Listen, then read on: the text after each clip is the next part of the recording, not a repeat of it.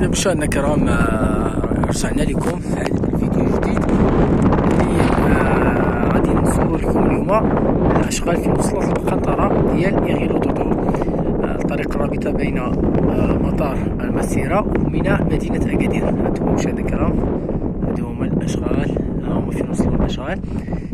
تقريبا هو الحد ديال القدرون، هو هانتوما مشاهدينا كما كتشوفوا القدرون هو تقريبا الحد ديال القدرون، هو وصلوا تقريبا لإغيلو-دودور.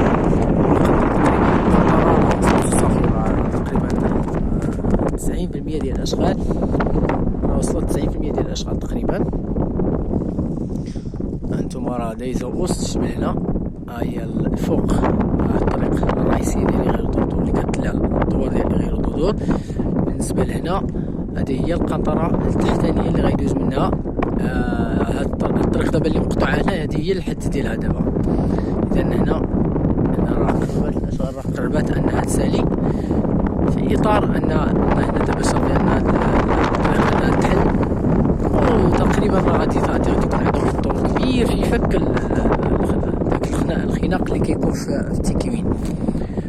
نتوما تبارك الله أشغال مستمرة بواحد الوتيرة سريعة جدا، واحد الوتيرة صراحة كنشكروا هاد الناس لأنهم مستمرين في الأشغال، وحتى هاد الطريق يكون عندها واحد الدور كبير بزاف. والله العظيم إلا زعما شكرا جزيلا زعما لهاد الناس اللي فكروا أنهم يديروا هاد الطريق هنا كنتقدوا، ولكن في حين أنهم اللي كيكون اللي كنشوفوا شي حاجة زعما مزيانة وهذا، فأكيد حنا راه كنشكروا الناس، وكنشكروا الناس اللي مسؤولين اللي بغاو يخدموا، وكنشكروا كذلك الناس اللي كيخدموا بجهد وبعناء من اجل انه تستمر الاشغال، ومن اجل كذلك انه الامور تكون ان شاء الله مقاده.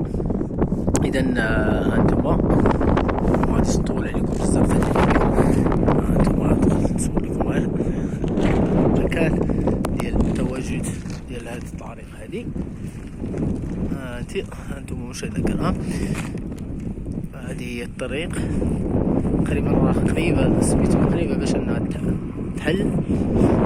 وانتم هنا الجبل ديال إغيلو-دودور. انتم مشاهدينا الكرام،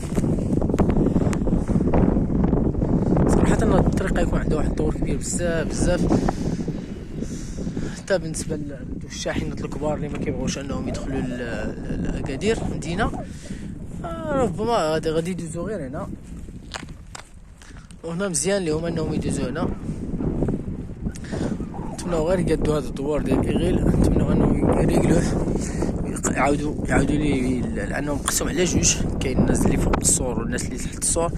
الناس اللي كاين تحت السور راه مهمشين، والناس اللي كاينين فوق في السور راه عطاوهم الماء وقادوا لهم الامور ديالهم.